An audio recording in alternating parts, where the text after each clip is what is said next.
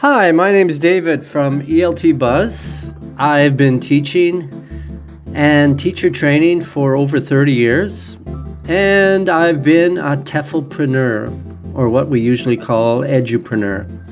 And I'd like to share with you 7 sins that I've committed over the course of my career, and maybe they'll resonate with you, and maybe you can temper them and be a little less sinful. The idea for this post came because I'd like to share some of my knowledge learned along the TEFL road. And also, I once did a post that resonated well with teachers called The 7 Sensational Sins of Teachers. And find that post in the description. I'm going to be talking about a TEFLpreneur. I think in teaching and education, an entrepreneur is someone that I define as taking money from the end user. So that's what I'm speaking towards. That may be you as a tutor that hires somebody, is hired by somebody. It may be you've made your own platform or you're selling your own digital resources. I don't consider someone like a consultant or someone hired by a publisher, even though they might have the fancy title, independent contractor, etc., as really an entrepreneur. So take that under advisement. I'll try to be quick here and really directly to the point while sharing these thoughts with some examples along the way. Let's go.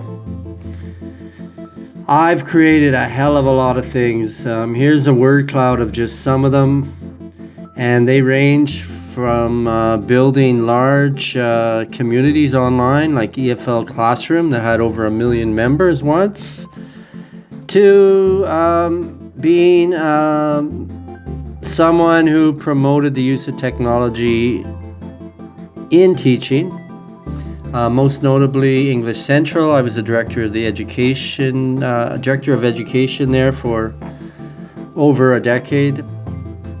But I've built a lot of applications. I still sell a lot of stuff online. I sell myself and my experience, and I'm going to speak a bit to that. Here's just some of the things that I've created along the way. Now, ultimately, when you look at all that you do and your product or what you're selling, you're going to think to yourself, am I passing or am I failing? Usually that's quantified into money. Am I making money or am I not? I certainly haven't made tons of money, but I've also made and done well with a few companies. But I tend to think of my success as more, did I help a lot of teachers along the way? Was what I created useful and used? Certainly Giftlingo, I poured a lot of money into it, but it would go as a pass. Basic TEFL certificate, TESOL certificate, thousands and thousands got it for $10 and later $20. I thought that was just fantastic that they didn't have to go and spend so much money. So it's up to you to set your benchmark, whether you pass or fail. Now let's look at some of the sins I've committed through my edupreneurship. Number 1 sin, fantasticity, I call it. It's your field of dreams. You build it and then you just believe they're going to come. They're going to come. They're going to come. You don't realize that you got to do a hell of a lot of marketing. These days, it's really, if you don't spend tens of thousands of dollars, you're probably not going to make it with what you're doing and selling out there. And it takes a lot of networking. It takes a lot of soft skills. There's no magical attraction to what you create. And I fell into this thinking, I built it, it's so beautiful, they're gonna come. No. Sin number 2, possessiveness. It's kind of a narcissistic kind of sin. And it's based on the endowment effect. This well-studied effect that you believe what you've created is worth more than what it actually is worth, just because you possess it and have it. I think more edupreneurs should really look deeply and sternly and strictly at whatever they're doing, and do so without the rose-colored glasses. Because if you don't, you tend to get the pricing wrong, you don't see problems, and you don't change and resist change because you just love your product so much, so you're not ready to kind of analyze the market and make the necessary changes that you need. Related to that, I put it under the same thing as promiscuity. It's the sin of really just saying yes to everybody. You build something and then, or you're doing something, and you just say yes and yes and yes to everybody for anything. And a good edupreneur really has to say a lot more no's, I believe. The third sin is grandiosity. Oh, did I ever fall for this one? It's really just having no specialization and just build. Just what we call in UI development feature creep.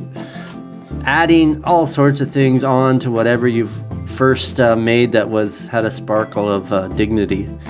And then it just becomes slop. So you lack a defining of your mission, and you do a lot of work that is really unnecessary. 4, asceticism.